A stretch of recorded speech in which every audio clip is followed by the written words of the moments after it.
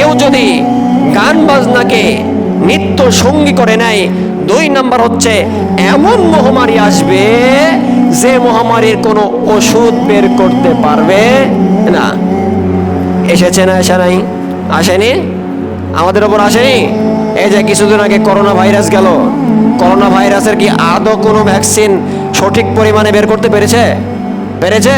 কয় বছর সময় লেগেছে? করোনা ভাইরাস কি সেটাই খুঁজে পাচ্ছিল না যে কি কোথায় থেকে এটা উৎপন্ন।